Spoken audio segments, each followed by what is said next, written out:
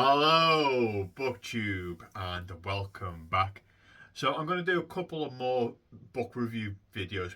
Book reviews, more my opinion of the book and a quick synopsis of what I've just read. I'll knock out a couple of them today, I think, and let's just get right at it. So the first book I'm going to be talking about is Sharpe's Triumph. Now this is a part of the whole Sharpe series. I think there's 20 odd books, I think, now, and this is the second one. This is by Bernard Cornwell. He's a famous writer in the UK. He writes a lot of historical fiction.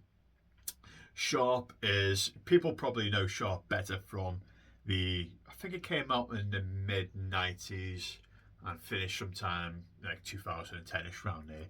And Sharpe is a soldier way back in British imperial days in India and the Middle East and whatnot in Africa. And the lead character is played by none other than Sean Bean. I never actually watched any of the TV episodes at all. I might give them a whirl because I've only just now started to pick up the Sharpe series itself. And this is the second book, and it's pretty much a continuation of the first book. So we're still in India, and the whole thing kicks off with a traitor. There's a traitor in the mist called Dodd, and he slaughters this camp of British infantry, and the sole survivor is Sharpe, Sergeant Sharpe. And then it leads on from there of him and a colonel hunting down Dodd to seek revenge of everyone that he slaughtered. And it's got all sorts of hijinks in it as well. The good old Sergeant Haxwell he's like I think he's going to be the overarching villain of the series. He's a proper scoundrel. He's a great character. He murders quite a lot of people. He's not a good guy, even though he's on the British side and all that. You know, he's very, very grey, very grim, and he hates Sharpe. And so he basically lies to a major to say that Sharpe hit an officer and to sign his death warrants. So he chases after Sharpe and the colonel who are looking for Dodd. And that's kind of like the secondary story over Sharpe and the colonel trying to find this Dodd and vanquish him and get revenge for the British Empire. And the whole story kind of like, finishes off in kind of like grand battle and a meeting of heads between Sharpe and Haxwell. Now, this is very much in the same kind of theme as the Sharpe's Tigers, the previous one. I think all the Sharpe series is going to be like this.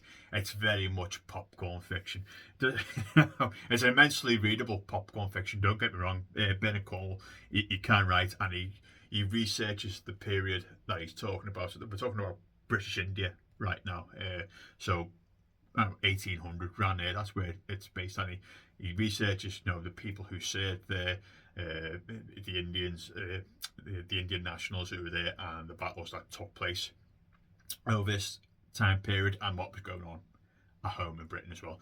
So he knows the stuff at the time period, and then he kind of weaves a narrative out of this, and the whole thing revolves around Sergeant Sharpe, which is known in the second book. So it's fairly well done historical fiction. Don't expect something like really amazing literature. This is not. This is Sunday afternoon readable historical fiction. I'm probably going to continue the rest of the Sharpe series because I've got a feeling that I know it sounds like I'm bashing this series now, but I'm not. I think each book is going to be like a carbon cut out of the one previous, put Sharpe in another situation for him to solve. I think that's the gist of it, and at the end of the book he solves it. But don't let put that off. It is immensely readable historical fiction. The battle scenes are really good. The character development is really spot on. You kind of like Sharpe is like a working class kind of a sergeant, so he's a bit of a character, and probably the best character in this is Sergeant Haxwell, who's the great person who hates Sharpe, and he's going out there and he does quite evil things to try and get even with him. And he's probably the best of the characters I've read so far, even though I've only read 2 out of 25, 27 of the Sharpe series. I have no idea. But yeah, that's it. If you watched Sharpe, go and get the books and go. I might do the reverse. I'm starting to read Sharpe. I might give the TV series a go. And that's it. And I'll speak to you soon. Bye, BookTube.